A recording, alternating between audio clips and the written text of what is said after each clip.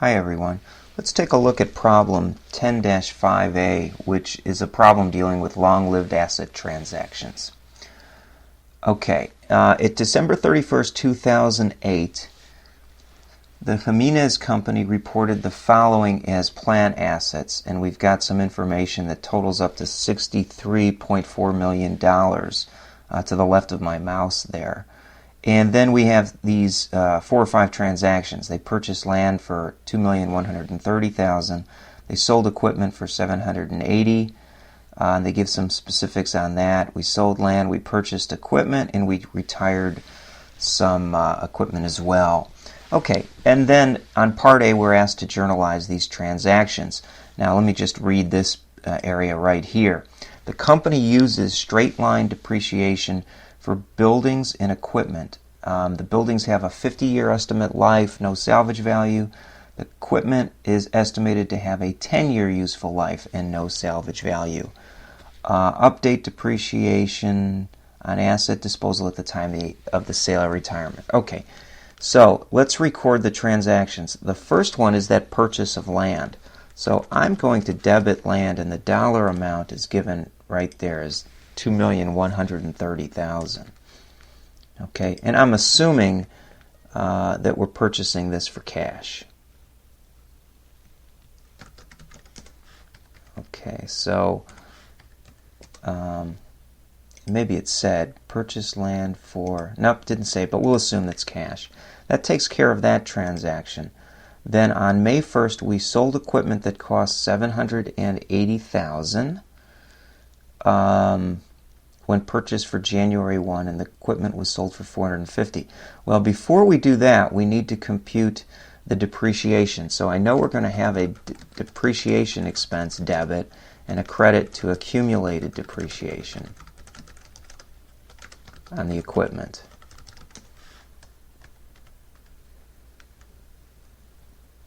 Okay, so let's move over here.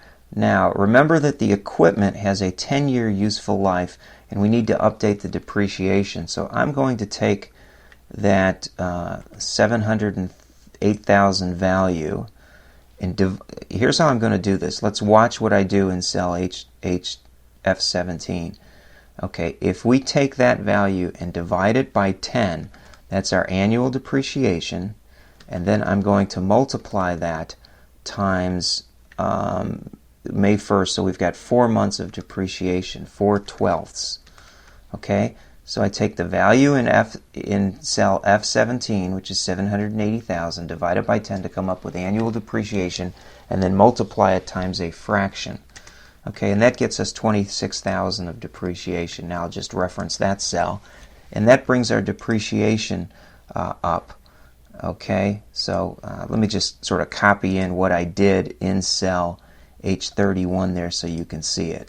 Okay, take the 780 times 110 times 4/12. Okay, and then we record that sale for $450, so we've got a debit. In any transaction, do the easiest part first. So we got $450,000 there.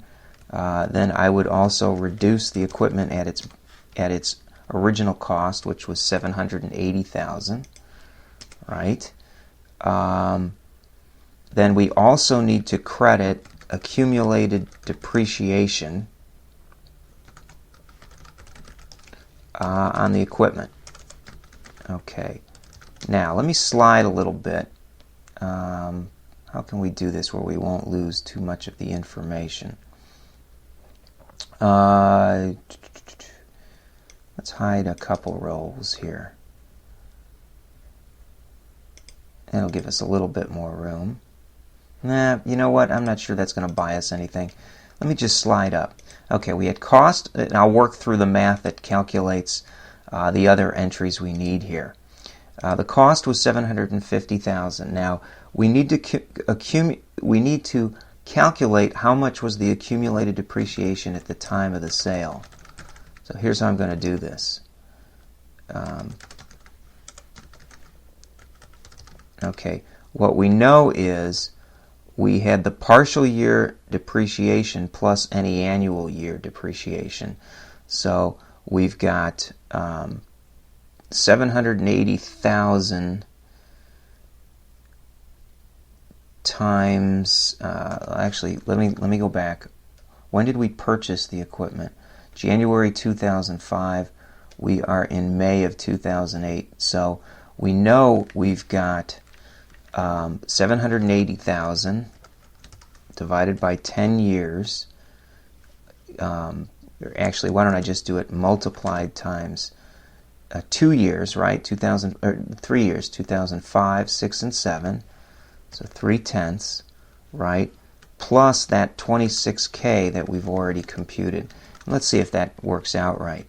So we'll take the 780,000, and I'm going to do it the long way, or the way it makes sense to me. Divide it by 10 times 3, right, for the 3 years, and then we would need to add in the partial depreciation, which we've already included above, so I'll simply reference that cell there.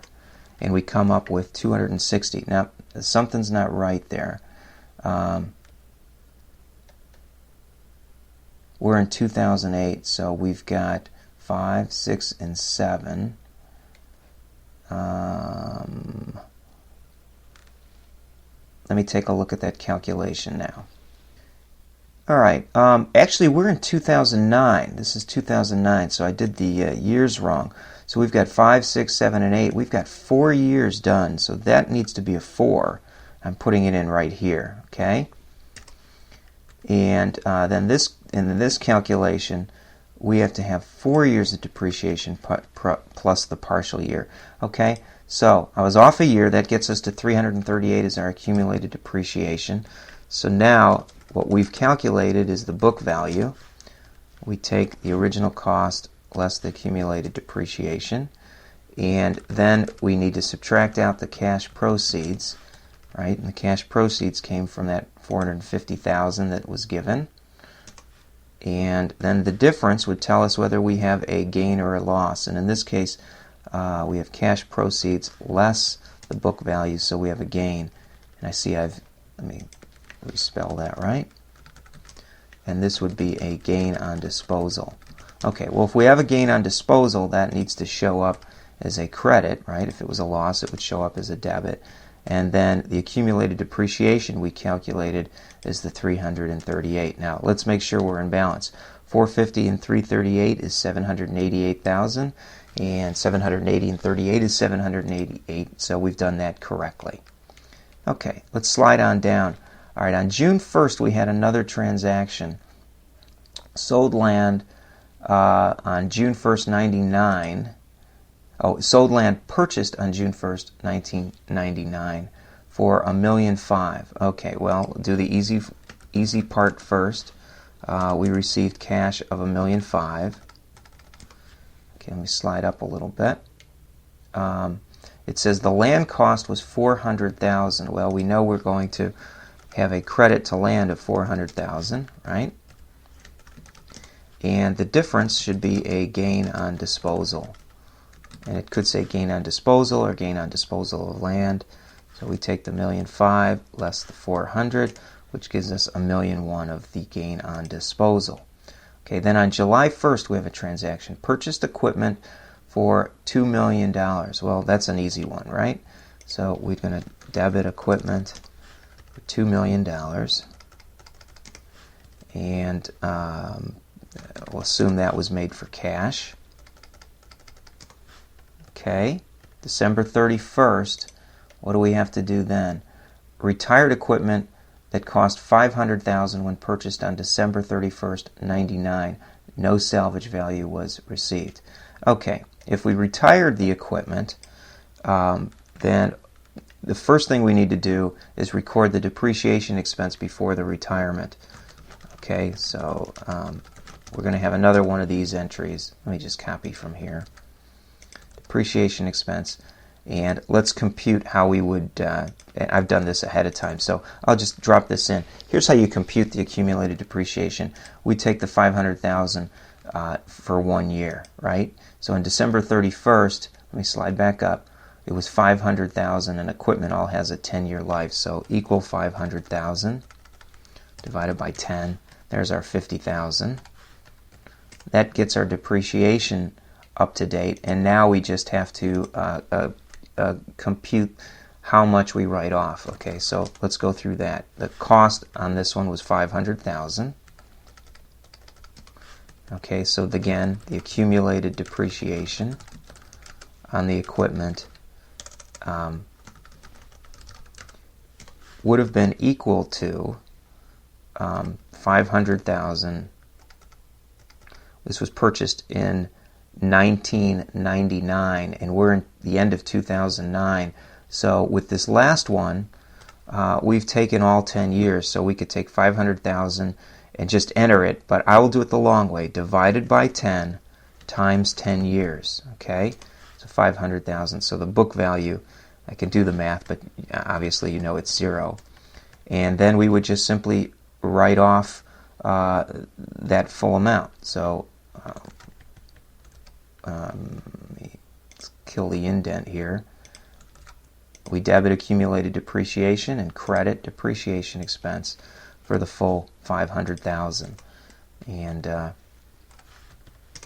that's our entry as of December 31st. All right, let's slide up and let's record the entries for December 2009. All right, well, we still need to take depreciation expense on the building. Okay, so this is accumulated.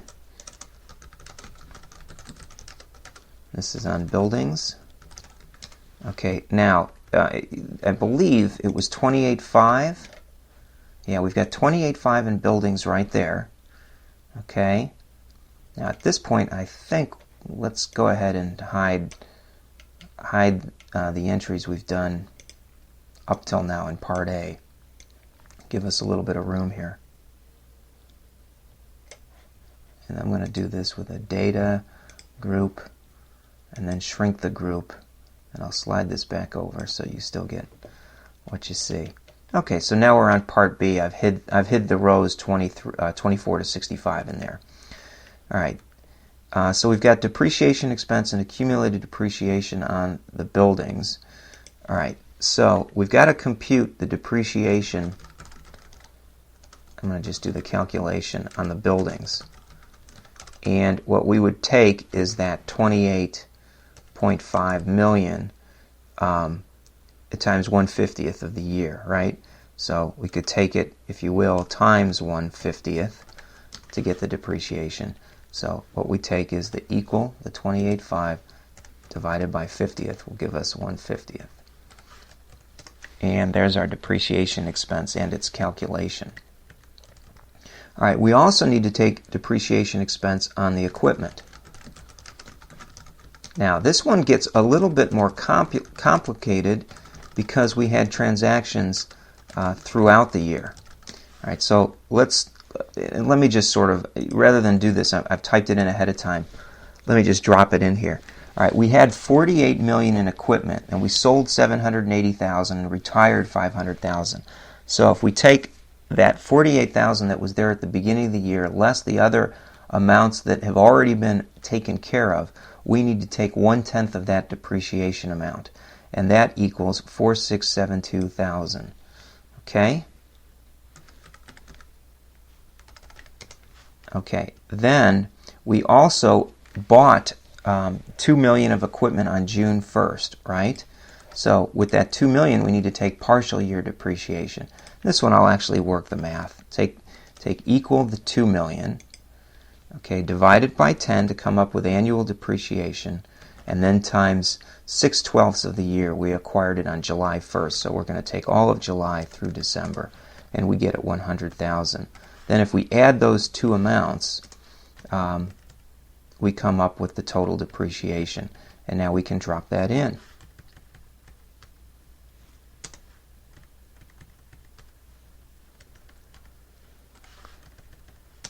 And that takes care of Part B, everyone. So now we've recorded our entries and we've recorded the adjusting entries.